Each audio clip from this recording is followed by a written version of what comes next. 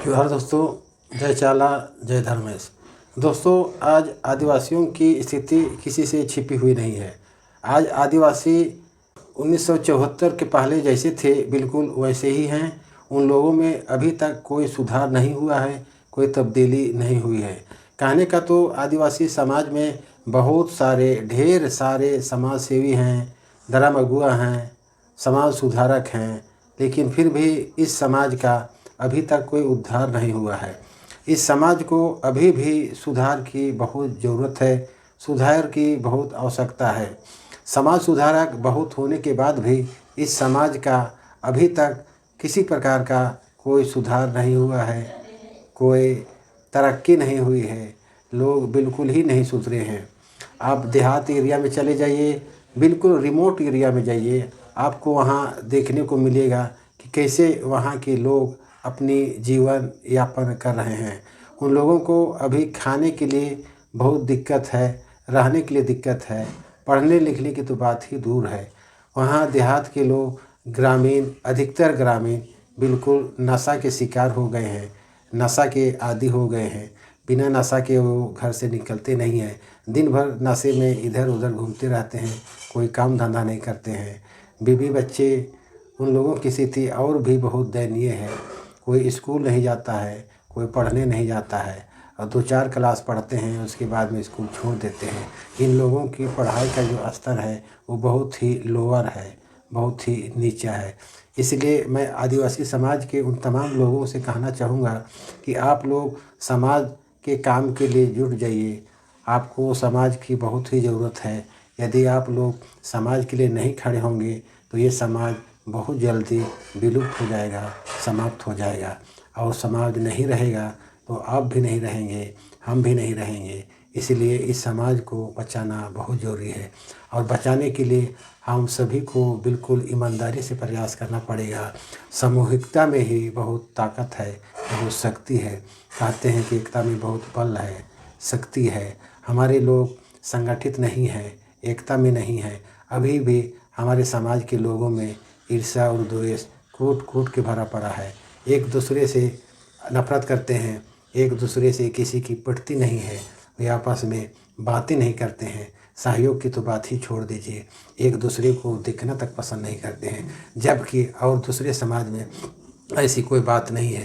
दूसरे समाज में भी आपस में मतभेद होता है, आपस में कटुता होती है, लेकिन जहाँ भी समाज की बात होती है तो लोग खड़े होते हैं। ये चीज़ हमारे आदिवासी समाज में देखने को नहीं मिलता है। कहीं भी आप जाइए, आदिवासी समाज एकदम बटा हुआ है, टुकड़े टुकड़े में बटे हुए हैं। हर गांव का, हर पंचायत का अलग अलग एक संगठन है। लोग 10 की संख्या में, 20 की संख्या में अपना अलग अलग गुट बनाए हुए हैं। इससे ये समाज धीरे धीरे कमज़ोर होता जा रहा है। किसी को समाज की कोई चिंता नहीं है, सब अपने में मशगूल हैं, मस्त हैं, बेफिक्र हैं, और समाज की किसी को कोई चिंता नहीं है। इसलिए मैं तमाम पढ़े लिखे लोगों से, नौजवानों से मैं कहना चाहूँगा कि आप लोग समाज के लिए खड़े होना सीखिए, समाज के लिए जीना सीखिए। समाज को बचाना बहुत ज़रूरी है।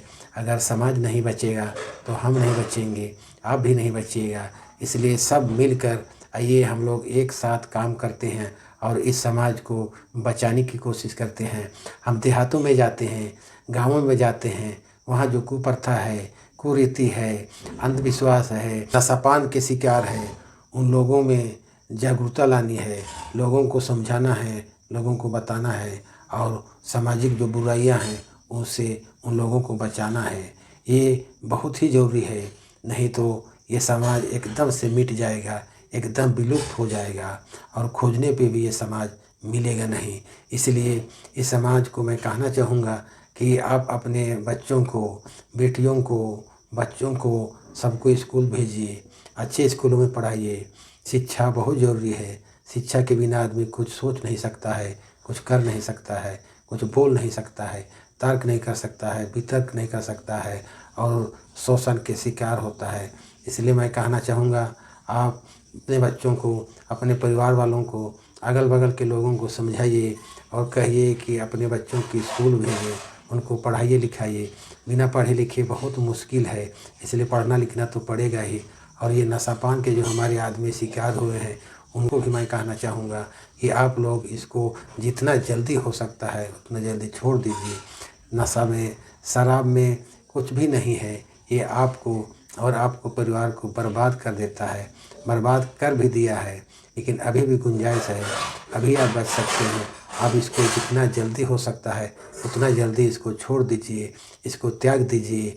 बच्चों को पढ़ाइए, लिखाइए और समाज के साथ बैठिए, समाज के लोगों को समझाइए, बुझाइए और उनको बताइए कि कैसे रहना है, कैसे एक दूसरे की मदद करनी है और मेल मिलाप के साथ कैसे रहना है। एकता में बहुत ताकत है, बहुत शक्ति है। हम लोग संगठित नहीं रहेंगे तो आने वाले दिनों में और भी दिक्कतें उठानी पड़ेगी। इसलिए मैं चाहूँगा कि आप लोग आइए और संगठित होइए, मेल मिलाप के साथ रहिए, परिवार के साथ रहिए, समाज के साथ रहिएगा।